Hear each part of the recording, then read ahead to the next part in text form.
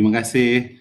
Assalamualaikum warahmatullahi wabarakatuh. So I hope that everyone can hear my voice clearly. Boleh dengar ke? Boleh, yes. Okay. Okay. Okay. So today actually moment. So for today, I would like to explain further on the plant maintenance and shutdown. This is basically the slide that I share with what we call it, participant previously. So, during this session, I will explain further on the plant maintenance and shutdown. Maybe around 30 to 40 minutes. Let's see if we can go up to that period of time. And then I'd like to brief introduction of my company currently, BASF Petronas Chemical. And then I nak masuk pasal sedikit career as a career engineer and the difference between reliability engineer and maintenance engineer, because of I believe that semua orang tahu maintenance engineer tu kerja apa, tapi mungkin kurang sikit in terms of what job or what kind of activity that we do as a reliability engineer.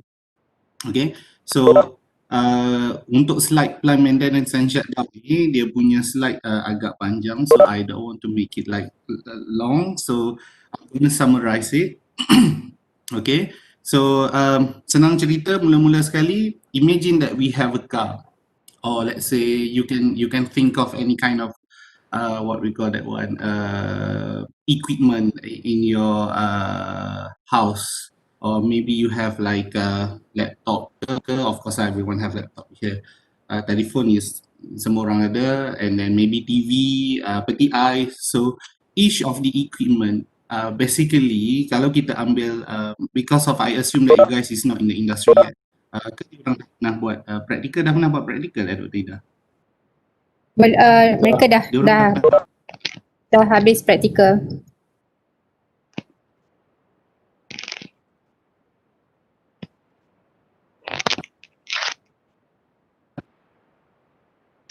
Pernah buat praktikal ke? Ya. Diorang baru balik praktikal. Diorang praktikal tahun 3. Okay. Dan I believe that bukan semua orang masuk. Okay. So saya rasa bukan semua orang masuk dalam plan lah kot. Okay. So imagine that dalam satu plan ni kita ada, let's say apa yang paling senang okay, dekat dapur lah. Dekat dapur is considered as satu plan lah. So you would like to have a product where you would like to have nasi lemak. So that's why we call it as a product. So nasi lemak tu, nasi, sambal, and maybe telur rebus are the product of the daripada dapur tu. Dapur tu as a plant. So inside the plant there are a lot of equipment, right? Macam kita ada blender kat dapur, kita ada what we call that one, microwave. Kita just list all the equipment, all the barang dapur tu, walaupun dia tak ada kena-mengena dengan nasi lemak, tapi still dia adalah barang di dapur. Peti sejuk, what else, oven, apa lagi tu, bread maker, let's say. So all these are equipment in whole plant. Okay, so once a year, your parents or your mom or your dad, they will make sure that they try to clean the whole dapur tu, sama ada dia mopping, and then dia akan check each of the periuk nasi, dia akan cuci, dia akan tengok-tengok. So this is the importance of plant maintenance and shutdown. Okay, so basically those yang masuk practical dalam design tu, you won't have this kind of activities lah. But so I won't go one by one here, tapi I nak explain secara kasar saja. And these are the slide that you maybe gonna read after this. So dalam operation, let's say kita ambil contoh yang kita nak buat nasi lemak dengan sambal tadi. So maintenance is part of the parcel inside the operation. Okay, so we have to maintain the equipment. We have to maintain the equipment and also the plant itself in order to make sure that we can get the product that we desire. Let's say you nak masak sambal, so you have to make sure that all the equipment are working properly. So this is the importance of maintenance. Okay? And then, oh, this one is banyak sangat. And then, during, like I told you just now, once in a while, your parents, your mom and your dad, normally they're gonna clean up everything inside the dapur lah. They're gonna clean, they're gonna check, they're gonna inspect. So these are the things that we do during shutdown. So shutdown is basically you are giving a time for the maintenance and also for the operation guy untuk stop and check balik dia punya equipment on the maintenance side. On the process side, there are certain things that they request to do during shutdown. Let's say awak ada periuk nasi which is awak guna setiap hari yang awak tak sempat nak basuh thoroughly. So during shutdown ni, you akan request orang operation, orang proses basically, dia akan request untuk cuci thoroughly. So this is the importance of shutdown. Okay, so if you see here the slide, so what we do during shutdown is basically overhauling, maintenance, repair and replacement. So semua benda yang kita tak boleh buat masa plan jalan tu kita akan buat masa plan shutdown. Plan shutdown ni plan tengah stop lah. Okay, so if let's say kalau I ambil contoh paling senang dekat dapur sebab we are engineers, doesn't mean that we have to work in let's say chemical plant or maybe oil and gas plant. So ada setengah orang dia akan working in food and beverage punya plant. So shutdown ni like I said, kita akan buat aktiviti yang kita tak boleh buat masa plan jalan. If let's say you nak isi angin untuk tayar kereta, so you have to make sure that the car stop, right? Baru you boleh isi angin. So these are the things that we do during shutdown. Okay. Oh. Okay. So untuk shutdown tu sendiri, if let's say you are working in plant, so these are basically the component that they have to do during in managing shutdown. Bukan dalam shutdown sajalah. So these are the things that they have to do. So there are 16 items here. They have to do like planning and scheduling, number 6, and then they have to understand the cost estimation. If let's say I ambil contoh paling senang macam kat dapur tadi, once a year you would like to clean the dapur and then you would like to check all the equipment inside the dapur like oven apa semua, and there are certain equipment required what we call that one special cleaning. So masa tu nanti you have to bear in mind that there will be a cost. Okay, so you need to what we call that one budgeting as well. So that's why the cost estimating is one of the important part other than process requirement. Process requirement macam saya cakap tadi lah, once a year maybe mak minta kena cuci dapur. So this is the process requirement. And then maintenance guy, let's say your dad cakap okay kita nak buat ni, kita nak pasang rak, kita nak pasang apa, okay, and then both of the parent, mak and ayah, they have to understand the cost as well. They have to see what are the costs that they required in order to pasang the rak. Let's say nak beli barang dekat IKEA whatsoever. So saya ambil contoh yang paling senang. And then number 8, contracting strategies. We have to understand that because of this is like a massive job. Okay, once a year. So there are certain things that require contractor to do this kind certain type of job. Okay, let's say awak nak cat rumah, cat dapur tu ke, or maybe apa lagi nak pasang tabletop whatsoever. So you need third party. So that's why we need this kind of contracting strategies as well. And then number 9 is chassis planning. You have to remember when there is a shutdown, ada orang luar yang datang dekat kita punya site. Okay, remember let's say our home is very simple lah.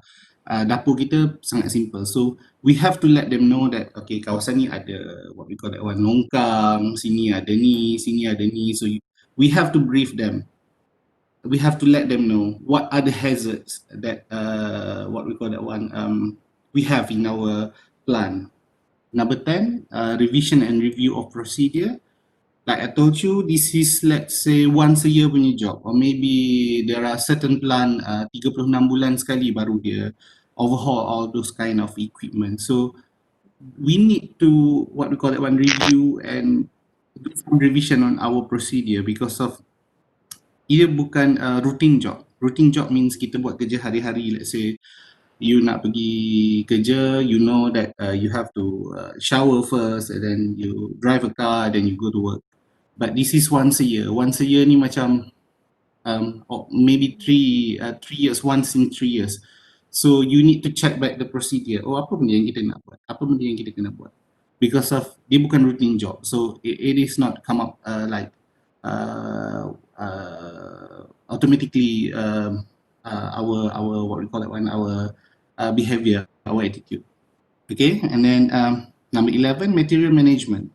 Material management is one of the important things. Material management ni contohnya let's say you have 10 equipment dekat rumah and then you memang kena run 10 equipment tu at the same time. So you would like to do this kind of like overhaul, you would like to clean up, you would like to replace parts of the equipment tu tadi.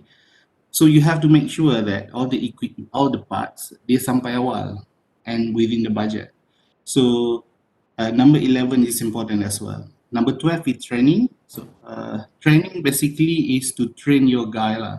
You have to let, since kerja ni adalah 3 tahun sekali or 4 tahun sekali. So macam saya cakap tadi. So imagine that our dapur, your mom, she need to brief your dad what to do, how to clean this one, how to do this stuff. And same goes to your dad as well. He has to let your mom knows what he planning to do. Okay, so and then bagi certain training on what you have to prepare. Let's say if you would like me, if you want me to clean up this let's say this area, then these are the things that you need to do in order to make sure that maintenance boleh buat kerja yang bagus. Okay, and then number 13 is pre-shutdown planning. Pre-shutdown planning means what are the things that we need to do before the shutdown happen. Okay, so this is basically to make sure that the project is run successfully. You have to know what is your planning on the shutdown. Like I told you, shutdown is very critical task because of kalau you masuk I don't know, maybe kalau some of you yang ambil maintenance punya subject, plant maintenance punya subject, mostly the what we call that one, failure happen after the shutdown. Okay, failure biasanya bila kita repair equipment, if let's say you have pernah tak jadi case, let's say your father send your the car to the workshop and then untuk major punya service lah, bukan tukar filter, tukar minyak tu tak lah. I mean this is major punya service and then after let's say 1 week driving, jumpa benda lain pula, alam naik lah, ni lah. So that is the failure. Then normally it's happen because of, like I told you, shutdown or major service is done once in let's say 3 or 4 years. So dia bukan satu kerja yang routine, which is we need to check back, we need to study, so we need to understand what are the things that we need to prepare prior to shutdown. So this is especially on the process of production punya orang lah. And then number 14 is more details in terms of plan daily work schedule. Macam tadi we go on the very what we call that very rough schedule. Week 1 what we would like to do, week 2 what we would like to do, and then on the number 14 we have to understand what are the things that we need to do on the daily basis, because of this small item basically lead to the successful of the weekly punya planning. So because of you have to understand that normally in like chemical plant, one day losses is almost 1 million, say, ringgit. So we don't want to what we call that one delay the shutdown. Let's say we plan to shut down for let's say 2 months, 2 bulan untuk let's say dalam masa 3 tahun sekali kita nak shut down 2 bulan. So we have to make sure that all the job is running or all the job done within the time frame given. And then number 15, communication. Communication seems like not so critical to, I mean, if we are doing day-to-day work. Let's say kalau kita nak masak untuk breakfast, or if you would like to go to school like every day, or you go to your campus like every day, it doesn't have to be like very critical in terms of communication. You don't have to tell like your mom, dah besar dah semua. You don't have to tell your mom that you would like to go to college every day because of its routine work. But what happened if you would like to go to your convocation, which has happened maybe at the age of 23 kot, 23, 24. So dia macam 20 tahun sekali baru you convo. If you further your study, next 3 years you're going to get your master. If let's say next 4 years you're going to get your PhD.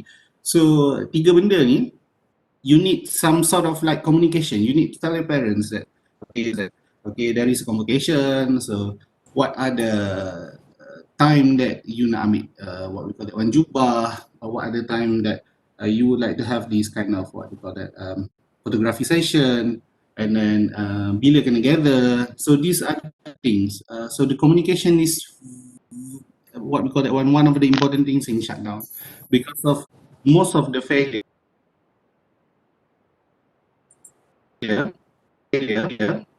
is another thing.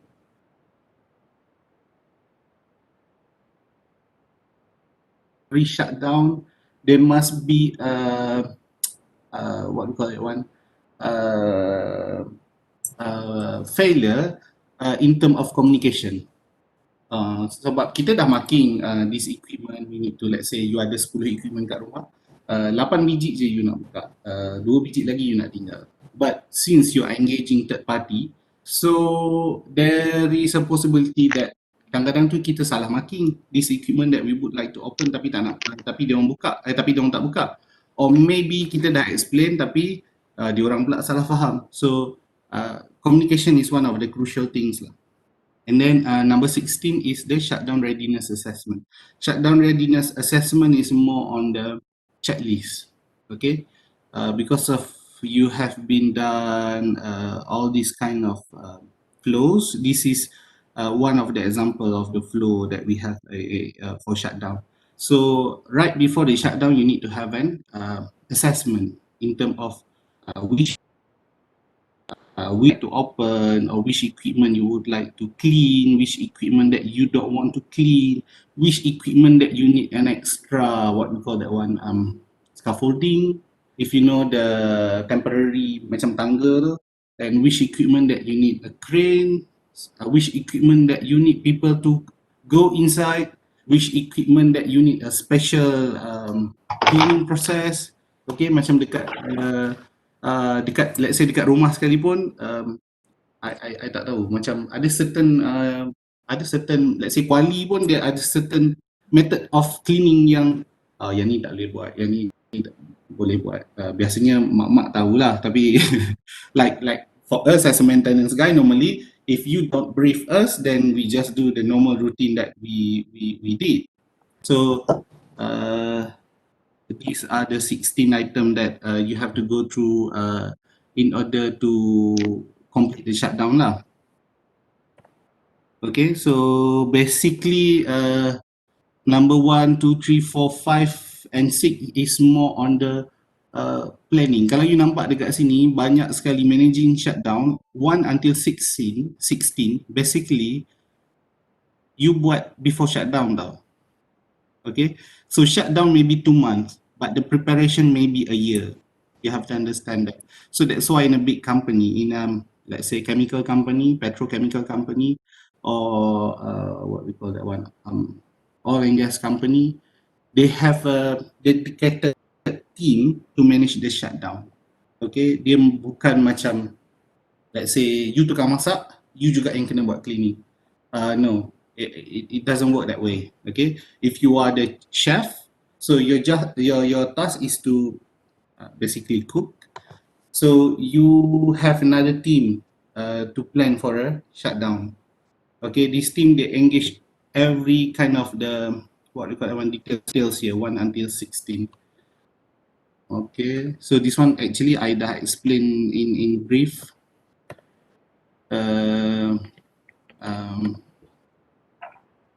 I don't want to go like one by one because of it will take like longer time for you guys. Because of I prefer to have like what we call that Q&A session after this. Okay, so these are the things that indicate here why a shutdown could fail. So dia ada banyak factor that shutdown could fail. So it's either because of the planning. So you baca yang underline here, the planning, or maybe because of the cost control. The planning means you would like to have a shutdown, let's say on October, November, and December. Somehow, because of your there is one team, because of in shutdown team there are a lot of people there, right? So because of one of the team bukan spoil lah, I mean miscommunication whatsoever, so we are they are unable to stop during this month because of shortage ke, or maybe there is a major what we call that one corrective maintenance ke. So that can contribute to shutdown failure. And next is cost control and budget. Shutdown may cost a lot, like this coming March. We have a shutdown for the plant that I work with now. The cost for the shutdown alone around 30 to 40 million ringgit for the 2 months.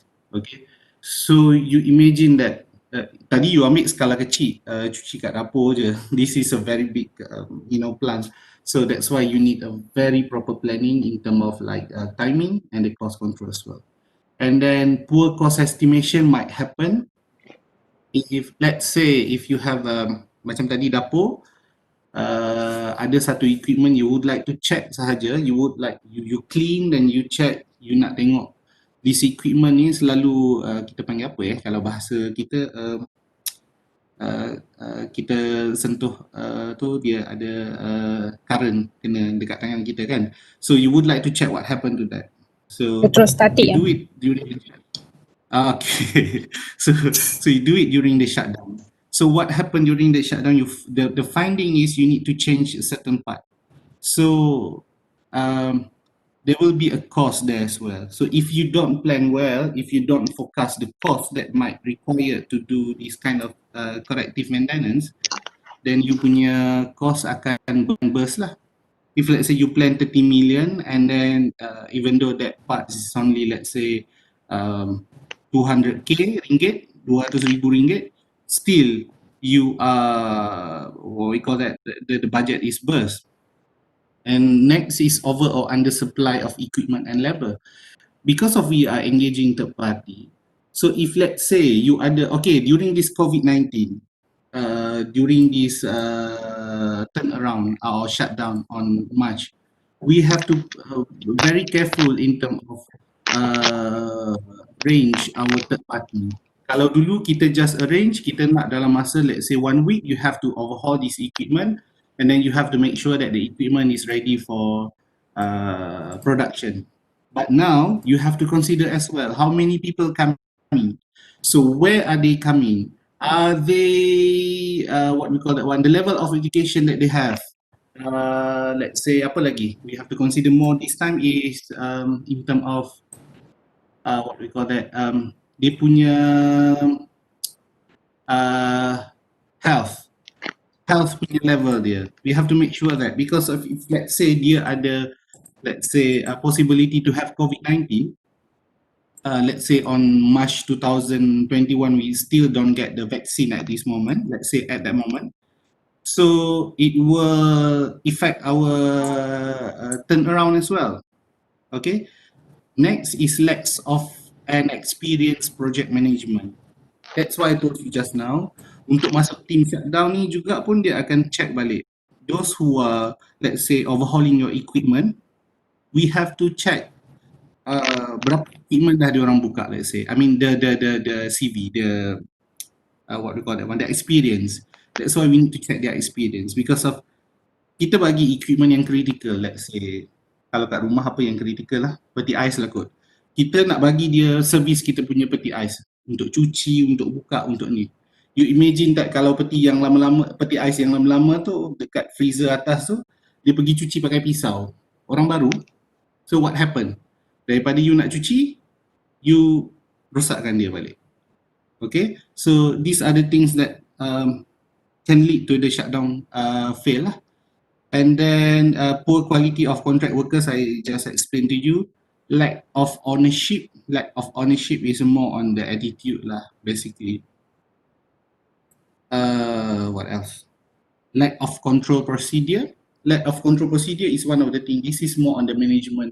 How they make sure that kalau you nak masuk plan, or if you, let's say, ada subject plan maintenance, you must know what we call that, permit to work. I rasa permit to work is one of the critical thing for those who study maintenance. Like permit to work is one of the important things, PTW. Dekat plan, we have a few kind of PTW, permit to work. But unfortunately, I'm not involved with the PTW anymore because I didn't involve with all these kind of people. So permit to work is one of the things. You have to make sure that you fill up the form, you have to give it to the area owner or plan, and then they have to come back to you, you can proceed to work.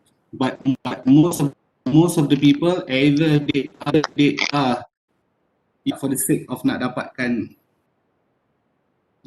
permit, and then dia bagi dekat what we call that one, the area owner or the plant, and then the area owner just ambil and then baca macam tu je, what we call that one, approve.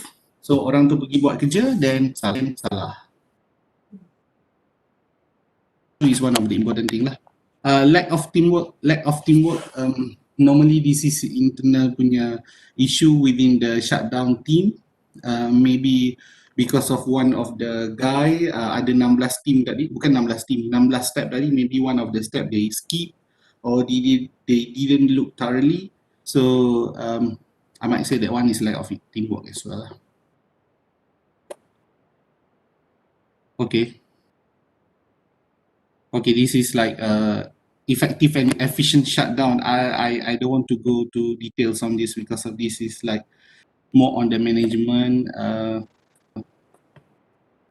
Okay, kita dah habis bab shutdown. So before I move forward, I maybe Dr. Ida or Dr. Rodi, can I give student like 10 minutes if you would like to ask anything, you may type. Okay, sure. Yes.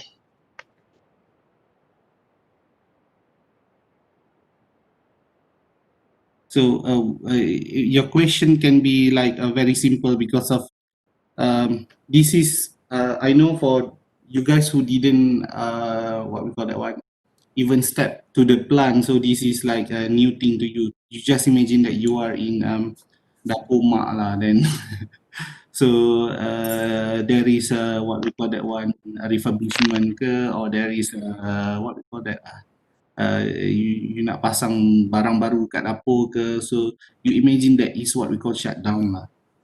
Anything that we would like to do during the normal working hours tak dapat, then we have to do this kind of thing.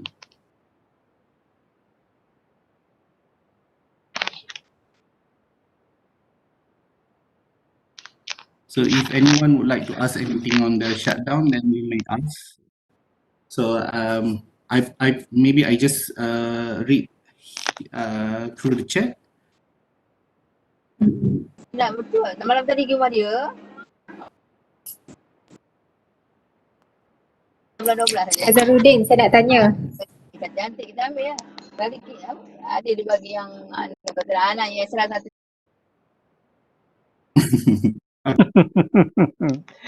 Siapa tu? Okey, Encik Azruddin saya nak tanya. Mak siapa tu? Berapa lama biasanya ya, dia ya. ambil masa Kita untuk atur. shutdown? Ya, saya. Okay, so berapa lama dia ambil masa untuk shutdown? Okay, macam ni. Saya cerita based on the chemical plant ataupun petrochemical plant. So basically, kalau you guys learn ataupun ambil course maintenance, plant maintenance, for equipment itself, kita ada two kind of equipment. One is rotating equipment, one is static equipment. So basically, kalau dekat Malaysia ni, kita akan follow static equipment punya schedule. Okay, static equipment ni contoh dia macam, let's say this equipment, let's say I kata dia drum. So this is static equipment, which is dia tak ada benda yang rotate, or dia tak ada benda yang mechanical punya, what we call that one, mechanism. Dia tak ada mechanism kat sini. Dia just, let's say tank, we consider this one as a tank. So dekat static equipment ni, dia ada dua, normally I would say two kind of equipment. One we call it as UPV, or unfired pressure vessel, and satu lagi kita panggil tank yang tak ada pressure. So for this tank, let's say I consider this one is UPV, kita akan dapatkan dia punya, sebab dia ada pressure, so kita akan dapatkan dia punya certificate of fitness, kita panggil COF. Yes, kita panggil COF, certificate of fitness, from Department of Safety and Health, or DOSH. Okay, so basically dekat Malaysia ni sekarang dia akan bagi 15 bulan punya certificate. So I consider that every 15 bulan kita akan buat shutdown, dan how long is depend on the area owner. Macam tadi kalau dekat dapur, dia bergantung kepada mak. Apa benda yang mak request? Mak nak suruh buat apa? Mak nak suruh buka 10 equipment dekat dapur, or mak kata tak apa, kali ni kita tak repair equipment, atau kita tak check equipment, kita nak mop lantai je. So dia akan jadi pendek lah. But for my plan, every 3 years kita akan ada turnaround. It took us about 2 bulan untuk shutdown. Okay. Okey. So okay, Okey, ada so soalan dari Ahmad Azimuddin. Okey, kejap.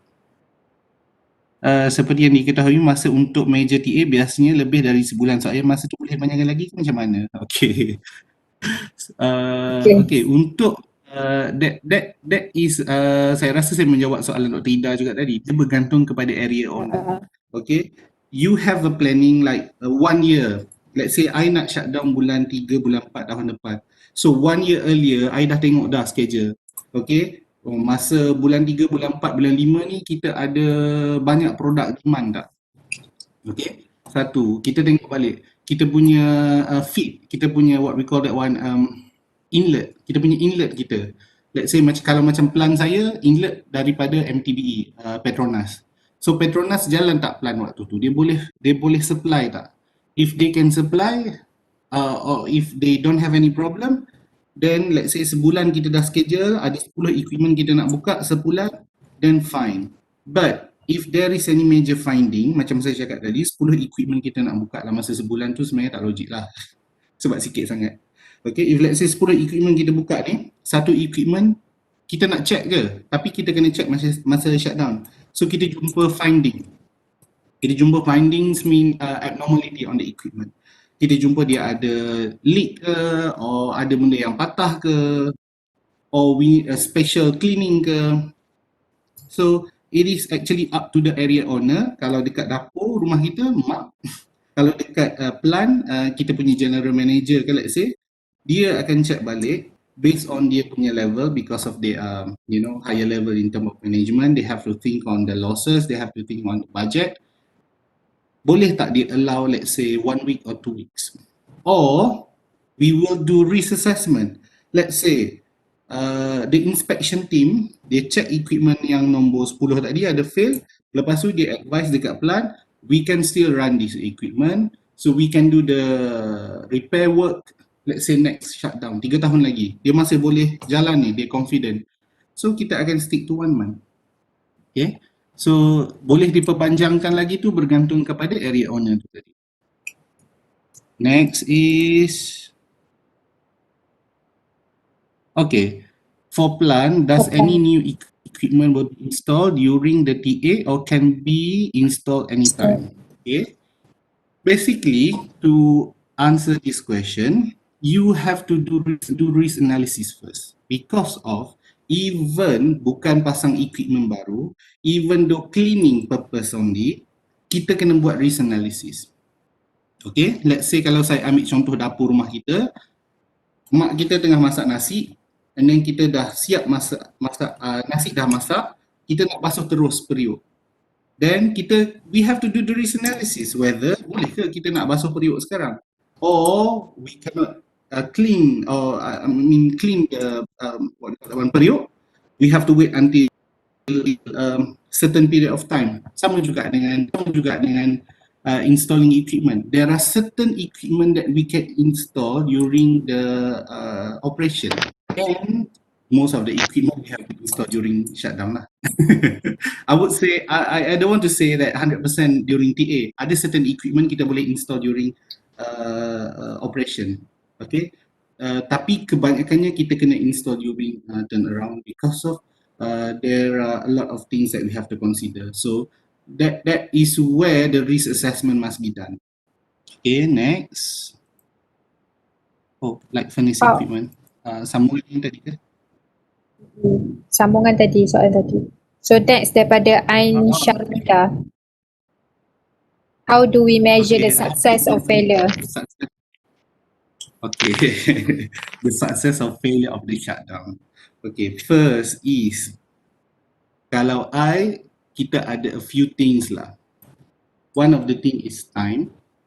If let's say you plan for 2 months, planning 2 months ni dia dah allocate in term of what we call that buffer. Dia dah ada buffer time dah kat situ. So if let's say you set for 2 months for shutdown, first.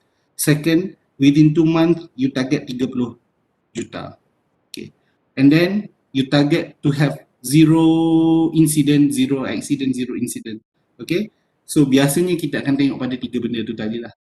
One is time, second is budget, number 3 is the accident incident, safety and health. So biasanya, if not biasanya lah, most of the plant they aim for zero incident, zero accident lah. That is the first major thing. So that's why I told you just now, with the current COVID-19 punya incident ni, kita memang ambil berat sangat in term of this kind of people coming to our plant, because of kalau tak ada leak, tak ada apa-apa, let's say failure on the equipment, what happen if they have this kind of COVID-19 and it will let's say merebak kepada kita punya staff. So basically 3 tadi lah, I would say. Ada apa-apa lagi? Apa lagi soalan? Bagus juga, orang-orang yang bertanya ni orang-orang yang masuk plan ke? Okay, next question daripada Muhammad Naji. Turnaround and shutdown is different, right? How often turnaround should be done and how often shutdown should be done? Okay. Actually, turnaround dengan shutdown ni basically benda yang sama sahaja bagi kita orang. Cuma kita orang classify as shutdown ni adalah dekat BASF Petronas, turnaround is when the certificate of fitness tadi yang I sebut pasal static equipment, UPV, ada certificate of fitness. Okay, bila certificate of fitness expired, then kita akan buat major turnaround, because of let's say one equipment, macam dekat dapur kita ada 10 biji equipment kan. Dekat plant normally, kalau my plant UPV I think more than 100 lah. So more than 100 tu, satu tu equipment tu maybe sebesar awak punya bilik dekat rumah. So imagine that you have 100 equipment like that and the structure is different. So apa dia tadi? Normally we call it turnaround lah during that time, because of we would like to renew the certificate of fitness And then kita ambil opportunity untuk repair, untuk cleaning, whatever equipment that we need to do within this period. That is turn around. Shutdown ni pula kalau dekat BASF Petronas normally based on the process requirement. Like my plant, once a year we need to do shutdown. Okay, so let's say bulan 4 kita kena buat shutdown. And then that shutdown is varies lah. Let's say this year job tak banyak, so dia akan jadi 2 minggu. Next year job banyak sikit, dia jadi sebulan. So basically shutdown ni dia based on the requirement. Like I told you just now, dekat dapur setiap 3 bulan periuk nasi tu you kena cuci cantik-cantik. So that is what we call shutdown, where we have to do it offline. Kita kena buat masa plant tak boleh jalan ataupun masa mak kita tak masak nasi lemak. So that is what we call shutdown every 3 months. Ada juga setengah plant ni, my previous company once a month dia ada shutdown, tapi 2 hari ataupun 1 hari je. So it depend on the process requirement. Process requirement macam saya cakap tadi, or the owner ataupun kalau dekat dapur kita kata mak lah. So bergantung kepada mak. Mak kata kena cuci, okay kena cuci. So this is what we call that one, the difference between turnaround and shutdown. Tapi biasanya orang, ada certain company dia panggil sama je. Cuma dia akan letak DOSH shutdown or process shutdown. Macam tu je. Ada apa-apa lagi soalan tak? Okay, ada lagi. Boleh terangkan Boleh. sedikit sistem OT? Engineer ada OT ke? Okay. Basically, OT masa shutdown. How do I say this? Okay, masa kita shutdown, basically kita ada in a plant. Okay, like me, I am working to flexi hours. If let's say I work like more than required hours today, then Jumaat I half day je lah. So that is me because of I am more on the management. Okay, for those yang let's say bekerja dekat yang direct to the equipment or direct to the operation, they have their own schedule, which is normally they will follow the labor law punya ni. Actually, I rasa, kejap siapa yang tanya tadi? Muhammad Rashidi. So, dia sistem OT ni basically dia bergantung kepada company. Senang. Tetapi you have to remember, sistem OT ni dia bergantung kepada company, dengan satu lagi dia kena ikut labor law, dan yang ketiga dia kena tengok klien. Sebab let's say my previous company, one of the client is Apple. So Apple dia dah tetapkan working hours is let's say you cannot exceed let's say 48 hours a week, let's say. So you have to bear with that kind of thing lah. Okay, so normally OT ni hanya untuk non-executive. Kalau macam dekat company I, executive pun dia bayar OT, cuma manager and above je tak dapat OT. Okay, so next is there any limit of plant shutdown within a year? Basically no. Dia tak, that one is basically based on the company. Ada setengah company sebulan sekali dia shutdown 2 days. Shutdown 2 days. Ada setengah dia kata fine. If let's say clean product, basically your question will be based on the industry. Industri apa yang you masuk? Kalau industri food and beverage, I believe that they need to have frequent shutdown because of play with the food. Macam kita orang, we are playing with the chemical. Then there are certain things that we have to follow the chemical punya standard lah in order to make sure that the product is achieve our target. And then 14 hari kerja, 1 hari fatigue. Basically this one, I rasa this one is related to OT tadi kan? Yang Muhammad Syahir tadi, is there any limit of plant shutdown within a year? Oh, okay. Okay, yang Syahir tadi I dah jawab. Dia based on the industry itu juga. Dia based on area owner. In F&B, then it will be like more frequent punya shutdown lah. If you are working with let's say industri yang dia punya medium dia sangat cantik, yang tak memerlukan banyak maintenance, then they can run up to few years tanpa stop. Okay, so 14 hari kerja, 1 hari fatigue is basically masa kerja shutdown. Walaupun shutdown tu 2 bulan, tak bermakna semua orang bekerja tanpa henti selama 2 bulan.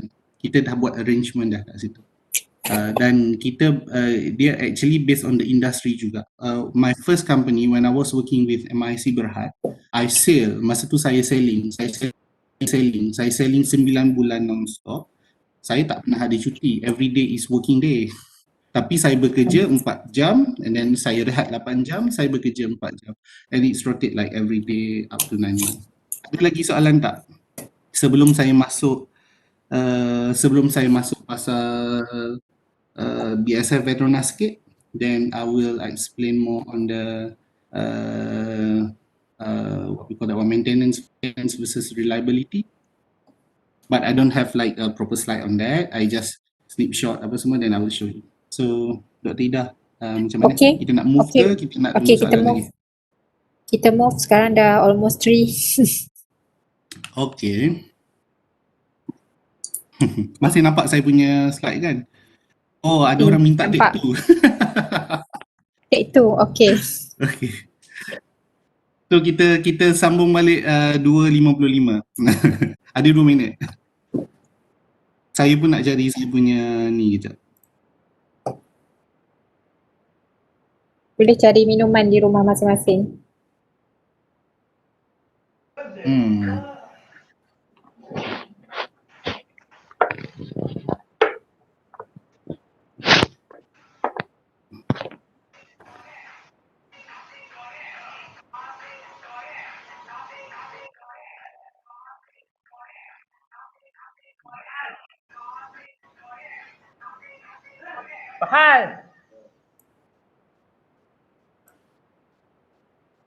We have another 1 minute lagi.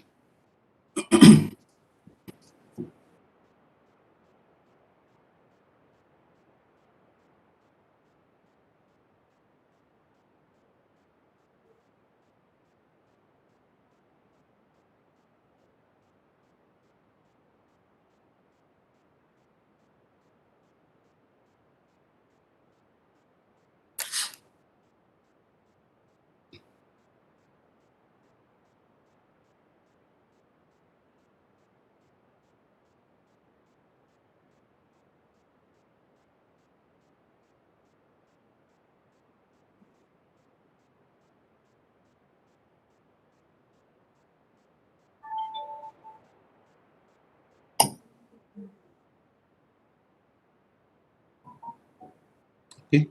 Shall we continue? Yes. Okay. So apa ni? So I'm working currently with BASF Petronas Chemical Sdn Berhad. So we are 40% BASF and another 60% by Petronas. So Petronas, we are part under Petronas Chemical Group lah. So in BASF Petronas, kalau you sebut BASF, dekat Malaysia ni ada banyak BASF. Dan BASF Petronas ni kita hanya ada satu saja dekat Gebeng, which is here yang I tunjuk ni dekat Pahang. And then this BASF Petronas was established on 1997. So investment 3.4 billion, and then this is new term Verbund chemical site, because of kita ada dekat BASF Petronas ni we have about 4 complex and another one is we call it as utilities, so kita lebih kurang dekat 5 complex.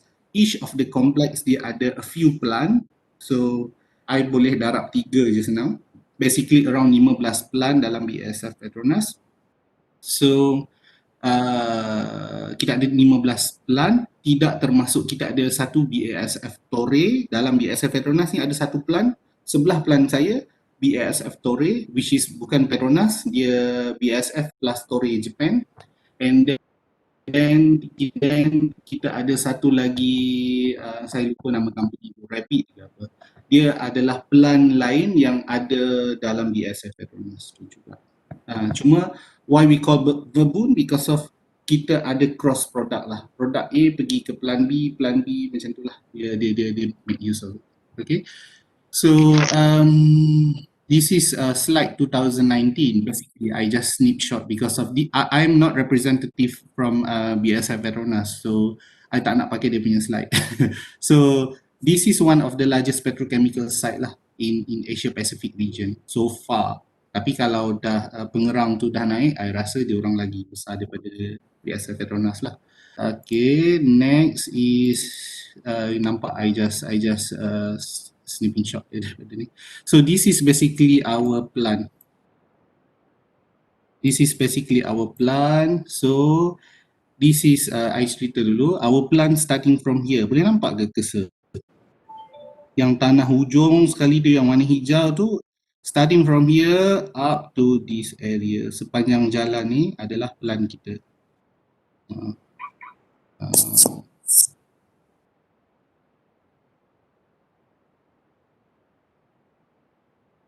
Tu, itu adalah plan kita orang.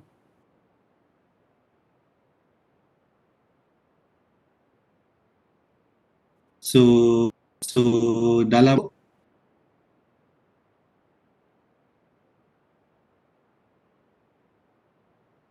Poho bus, hop on, hop off. So there is a bus around, I think around here. Dia akan ada bus tunggu kat sini dan dia akan masuk satu. Bagi tahu. And this is my plan lah, basically BDO Complex Central Acid. Dekat belakang ni adalah Petronas gas, yang dia panggil Petronas gas, dia yang supplykan gas dekat semua. So this is new business from Petronas. Sekarang Petronas dah tukar dia punya business, dia dah diversified dia punya business kepada energy renewal. So dia ada here, dia ada what we call that one, solar panel, banyak sangat dekat sini. So this is belong to Petronas. And I think dekat sini is Lynas. Kalau yang very popular dekat Malaysia sekarang, Lynas, I think yang kita ambil produk daripada Australia, kita proses, lepas tu kita hantar balik dekat Australia. This is Lynas. But I think next 2 years or next 3 years, they gonna move back to Australia. So maybe ada certain stuff akan balik ke sana. Then yalah, siapa nak belajar je boleh kat sana. Cuma dia radiation tinggi sangat. So this is our plan, basically the whole complex. So we have about 5 complex here. And then dekat tanah kosong ni actually our planning for expansion. Tapi with the current activities about ECRL, the train from Kelantan to KL. So kita ada juga dekat belakang ni je dia punya actually line tu dah ada daripada Gebeng pergi kepada Kertih. Kita dah ada actually train. Previously there is a train service, tapi that one is belong to Petronas kan, so they make use of that as well lah. So in BSF Petronas kita ada total 735 chemicals because we have a lot of plant here lah. And then if you ask me what are the products, actually I cannot explain because of a lot. Okay. Next is ini.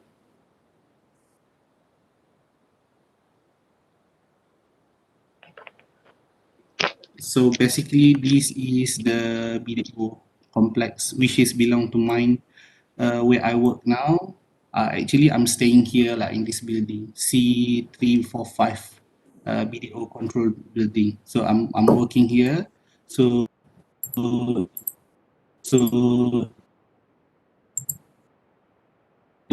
is belong to our plant.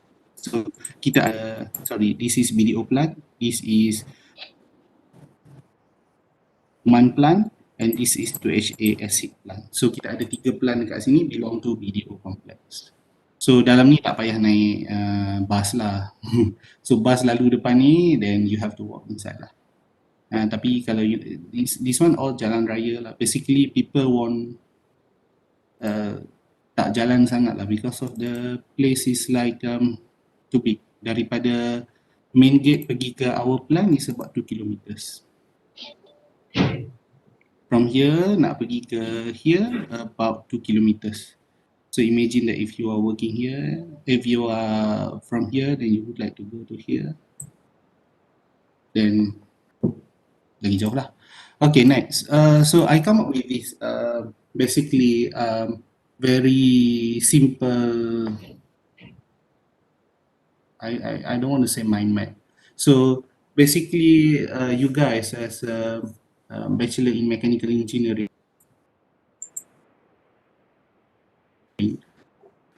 if they would say that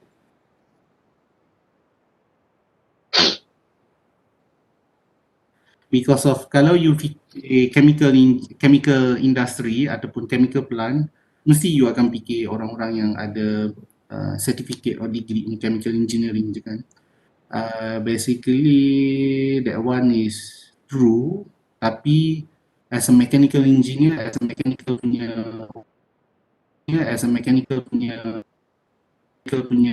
orang, we do have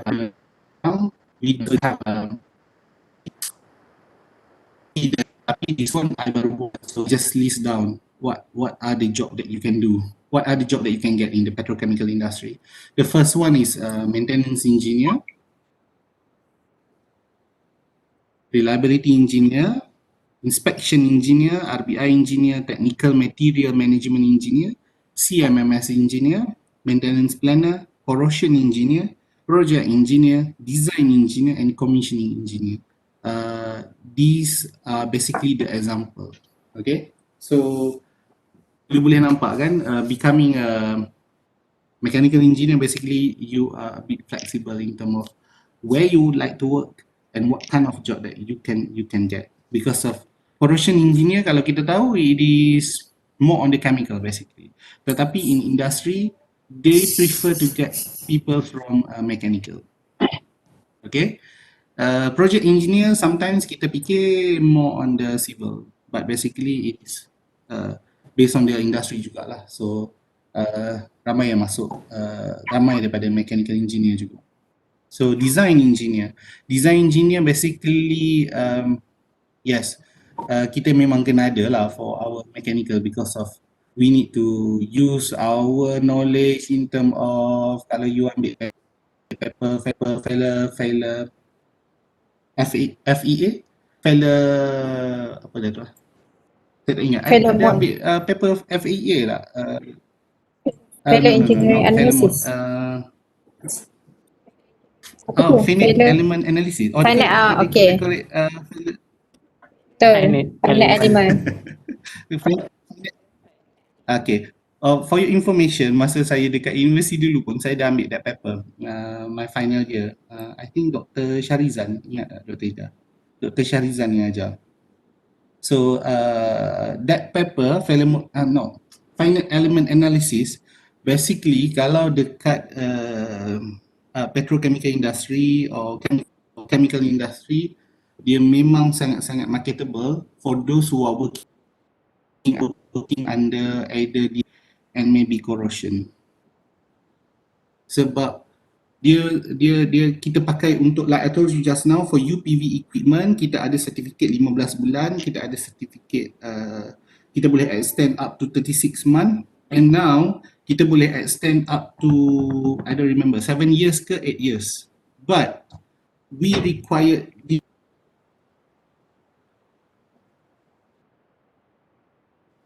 equipment tu boleh bertahan because of if you understand, if let's say you perasan tak kalau you beli laptop ke phone ke, dia akan bagi warranty for 2 or 3 years, let's say, I don't know, but Apple normally they give you like 1 year. So you know why they give you 1 year or 2 years? Because of they study in terms of reliability, this equipment reliable for 1 year or 2 years. But if you are lucky enough, you can use the equipment up to 5 or 6 years. Same goes to the static equipment. Let's say macam I told you this drum, okay, they already calculated this equipment can be used for let's say 20 years. Normally the age is 20 years.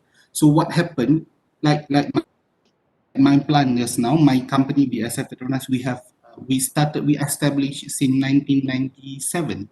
So 97, 2007, 2017, now we are almost reaching 23, 24 years. Okay. So what happened to the equipment yang kita run, dia dah bagi age dia 20 years, what happened?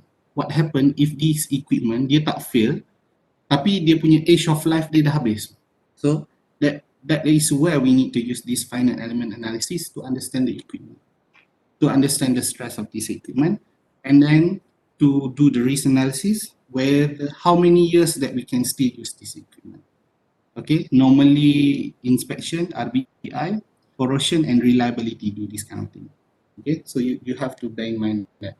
So next is commissioning, is biasanya orang yang baru nak start pasang equipment, pasang plant, not pasang lah, to build up the plant, then we need the corrosion engineer. CMMS engineer is more related to maintenance engineer, but they are playing with the data, they are playing with the apps for the maintenance. Technical material management engineer is more dealing with the spare. Okay, you ada spool. Okay, let's say you nak buat nasi lemak, you need to have all that kind of like beras, what you call that one, sambal, chili, whatsoever. So you are dealing with all these kind of spares. Okay, berapa banyak you kena ada, berapa banyak you nak simpan, what happened to the aging, what happened to the spare yang dah 10 tahun.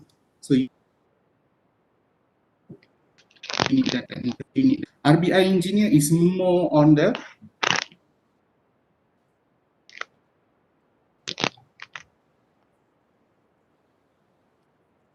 do the analysis for this static equipment. Bila next inspection dia kena buat, apakah risk dia, what happened to this, what are the risks of this equipment. Okay, they need to study that. And then what we call that one, advise when we should do, or what kind of inspection that we should do on this drum. And then inspection engineer is more on the tadi kan RBI engineer, they study on when and what to do, when and what kind of philosophy that they would like to do on this kind of equipment in terms of inspection. So this inspection engineer, normally they are the one who conduct the activity to inspect the equipment. So they need to have a knowledge in terms of what are the tools that they need to use, and the tools is what we call that one, sesuai ke tak pakai untuk this equipment. So normally this is the function of inspection engineer, then they're gonna feed it to the RBI engineer. And then lastly, this is what I'm going to share on the maintenance and reliability engineer. So normally, like I told you, if you Google, senang sekali Google. If you Google maintenance or the word maintenance, specifically, you would like to make sure that the equipment can run or able to use as what you expected. Okay, so this is basically maintenance engineering. If you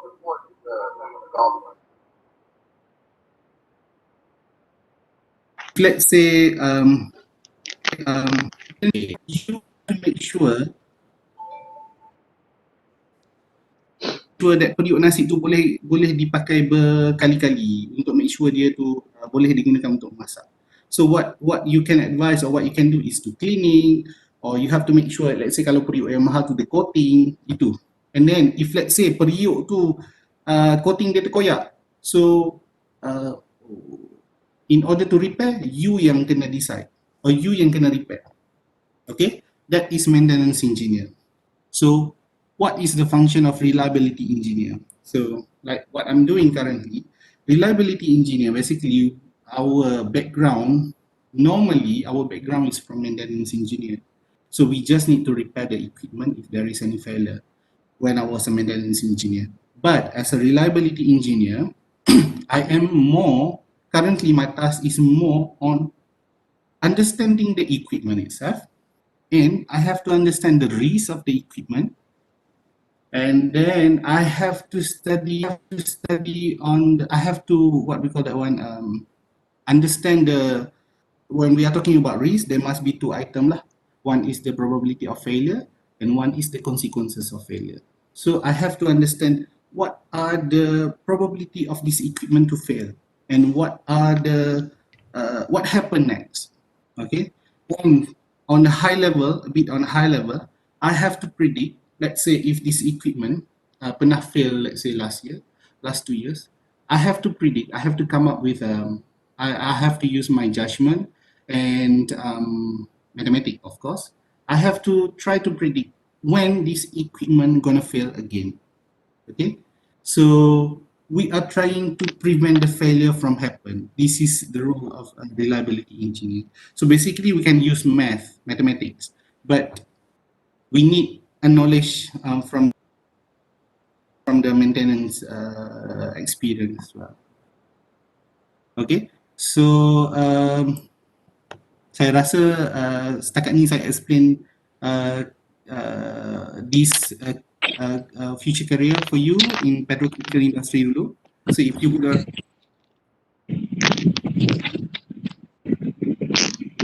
to ask last sekali baru then maybe I'm going to give you big tips. But for this slide, so if you would like to have, if you would like to ask anything, then you can ask.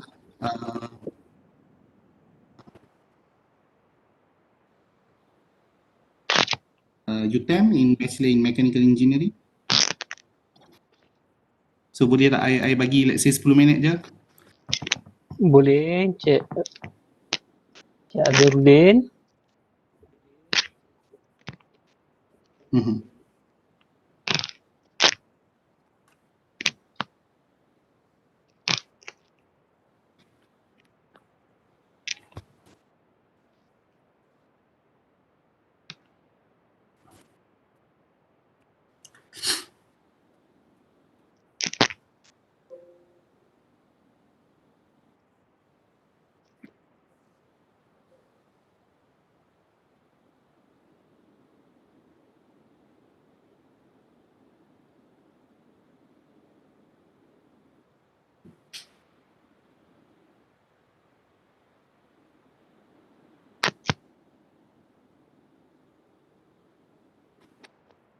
So to kill the time, basically masa maintenance engineer ni, basically bila you ada problem dekat plant, you are the one who will be contacted by the plant in order to ensure the equipment can run at a previous punya pace lah. If let's say you ada pump tu rosak, then if let's say tak ada pump lain, then plant gonna contact you first in order to ensure that the pump is running back at normal operation first.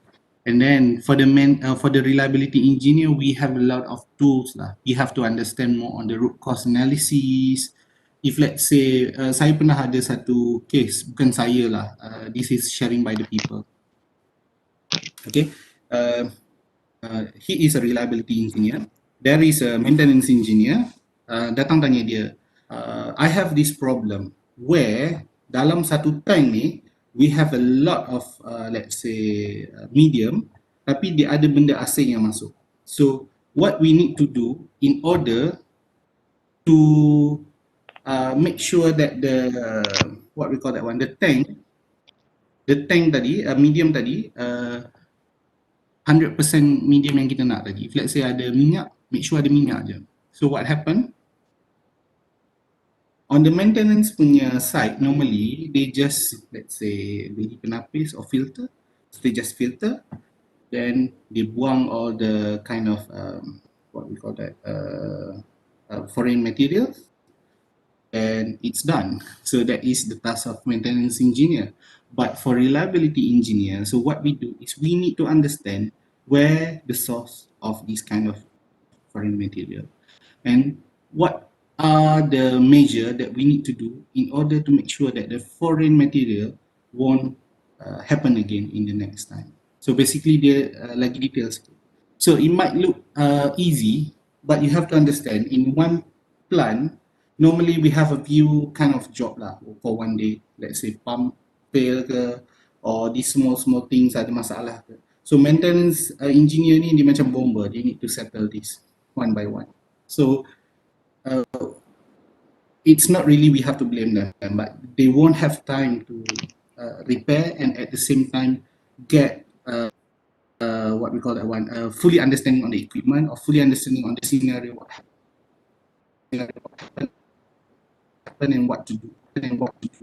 So that's why reliability, that's why yang saya letak ni, commissioning, inspection, RBI, technical material management, bukan semua plan ada post ni. Dia bergantung kepada industri. Sebab industri pun dia akan buat risk analysis juga. If let's say you are working with let's say kilang F&B, let's say F&B food and beverage, dia orang ada tank ataupun ada drum, tapi that drum doesn't need like very complicated punya inspection, so they won't have this RBI engineer. So you have to understand, when you are applying for a job, you have to check the industry as well. Okay, so ada apa-apa soalan tak? Kalau tak ada, saya rasa saya boleh move to last saya punya ni lah kot. Okay, which field of engineer require higher responsibility? When we are talking about responsibility, it is actually equals. It is actually equals because of you have your own client to fit in. Let's say as a maintenance engineer, your client is basically the production. So you have to ensure that the equipment or the plant is run smoothly. Same goes to reliability engineer as well. Inspection engineer, even though it seems like inspection engineer, they don't have to run, they don't have to, what we call that one, rush, because of they just do inspection. So once you do inspection, then it should be good. But the thing is, each of these roles, they have their own responsibility. And to me, it is actually based on you yourself actually. Because of, if you are working as a reliability engineer, but you don't really like feel the responsibility, so you won't do like differently. So to be honest, Wong Chu Hing, I would say that responsibility basically all are equals because of we need to report to the stakeholder that we are reporting to. Macam as a GM, general manager, they have the responsibility to make sure that the plant is running smoothly. What happened to the maintenance engineer? They do have the same thing in mind. They have to make sure that the equipment runs smoothly, but the scope is a little bit smaller compared to the general manager. So that's how it goes, I think. Ada lagi tak soalan pasal kerjaya di petrochemical industry?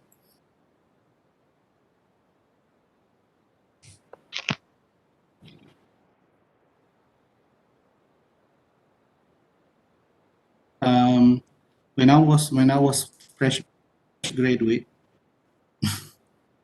I was this is basically against the academician punya ni lah. I was thinking that apa yang saya belajar semua actually sometimes tak pakai pun dekat industri. I might say that one is wrong because of dekat industry basically kita pakai the application of the knowledge. So that's why dekat university you learn a lot of paper, a lot of subject. Tapi dekat university, dekat industri you tak pakai pun because of all that calculation tu dah ada dalam apps, all that calculation tu dah simplified dah. So that's why we as the one who are in industry, kita actually we are using the application of the knowledge banyaknya. But if you become a corrosion engineer, or maybe RBI, then dia akan masuk sikit in term of the knowledge, because of you need to study a lot. Because of when I was working with oleochemical industry previously, we need a lot of data which is not available in the market, in the industry. So masa itulah we need to cari balik all the notes, buku-buku lama masa belajar. Okay, so Dr. Rodi, saya rasa saya move to last punya ni lah. Okey, baik Cik Azzuddin. Silakan. Okay. Okay, so last is basically I would like to this one is basically my what we call that one, my experience lah. So I would like to tell a bit about me. So actually saya dengan Dr. Ida daripada satu universiti yang sama lah. So we were student at University Malaysia Pahang, doing mechanical engineering, and then after graduated, I received a what we call that one, a scholarship from the MIC Berhad, the subsidiary of Petronas. So I was in Malacca and Terengganu under the Academy Laut Malaysia, where I did my they so-called as a professional diploma in bridging program, they call it, where I do study about naval architect and marine engineering. And this is based on my education punya ni lah. So and now I'm doing my masters in UTP, University Technology Petronas. I'm doing masters research in mechanical engineering, where my research is more on the reliability and risk-based maintenance. So my working experience, this is basically yang I listed je. Actually ada lagi yang tak lah. So my first company was MIC Berhad. So I was working as a marine engineer, where at this time I was sailing around the world, from KL to China, KL to Europe. So I worked about 4 years, and then I quit because of I have a family problem. Then I work as a reliability consultant. This is where I started to fall in love with reliability, where I started to be actually not really a consultant, assistant consultant for the reliability centered maintenance. This is one of the tools under the reliability, where we are trying to study on the equipment, what we call that one, on the equipment, on the system, what we have to do to the system in order to make sure it is run based on the performance that we set. So I was working with this company, Asset Dynamic Asia, but at that time I was attached at the Petrofac KLCC Tower 3. If you know that KLCC ada 3 tower, Tower 1, Tower 2 is belong to Petronas, and we have another one, Tower 3, which is belong to not belong to Petronas lah. So I'm working under Tower 3. Kalau you pergi KLCC, ada bangunan baru Robinson yang dah tutup tu. I heard Robinson kan, mall tu. That is where Tower 3 lah, depan Mandarin Oriental Hotel. So I work at the Petrofac, where saya jaga offshore masa tu juga. So I fly ke offshore daripada Terengganu ke, daripada Kelantan ke, and at the same time I'm doing because of we are consultant, so I'm handling the Vietnam punya project as well, and the TNB. So this place I tak resign, I was retrenched because of masa 2015 the oil price dropped, so they don't have much business. So yeah, I started to look for a job about a year juga. See, May 2015 up to March 2016. So I work at Kaneka. This is where I work as a maintenance engineer for about 2 years. So dekat sini I gain a lot of hands-on experience, but I work as that's why I told you the industry is petrochemical, but it's depend on the company as well. So here I work as a maintenance, and at the same time, I am doing a reliability job a bit. I'm doing the RBI job a bit. So I gain a lot of knowledge here. And this company is basically next to BSF Petronas currently lah.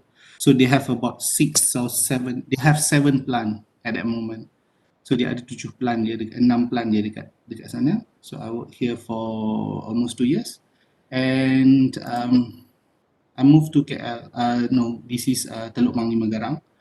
So I started my career again in reliability, where this place I worked for 1 year, 1 year and 3 months. I set up the reliability activities here because of they are in need of this reliability improvement because of during these years, during 2018, they are so in need of this reliability improvement because of they have one big project. They call it Panglima project. They would like to improve the plant reliability. So I worked there for 1 year. I started with the if you know equipment criticality analysis. I started with the root cause analysis activity. I started with the RCM again, reliability and maintenance analysis again. And then I started at this place during this factory, this company. If you know API 580, 581 RBI, I have a project with UMP, University of Malaysia Pahang, where we ask the mathematician, the academician as well, the lecturer, mathematician, to to come up with an Excel file of the RBI, which all the formula is defined by me and my team, and then we do the corrosion study as well on the plant. So and then after 1 year plus, I work in I get an offer from BSF Petronas to become a reliability and asset management. Here in BSF Petronas, we are doing the reliability, but we are more on the reliability management at this moment because of kalau you tengok in reliability, we have asset management. Second tier is reliability management, and the up one is reliability engineering. So asset management is more on like we register all the equipment, all the asset, all the spare part in the system, and then reliability management where we start to think of the way on how to manage our equipment, on the inspection, on the preventive maintenance, on the maintenance plan. And the top one is basically on the what we call that one reliability engineering, where we start to make use of the mathematics punya formula. We are trying to predict the failure for the equipment, and then what happened here, what happened there. So I would say that BSF Petronas is more on the level 2 and going to level 3, going to the up level to the reliability engineering. So saya rasa saya dah habis lah setakat tu. Okey. Ada soalan ke? Last dalam 2-3 soalan. Ada ke student semua? Kalau online berapa student actually? 240 Kalau final year student 241 macam tu lah. Ramai juga for year ni. Semua mechanical engineering. Tapi dia ada fokus ke ada thermal fluid, ada automotive, ada design, ada structure. Tapi kita tak ada ada plant maintenance ada macam tu lah. Okay. Ada soalan?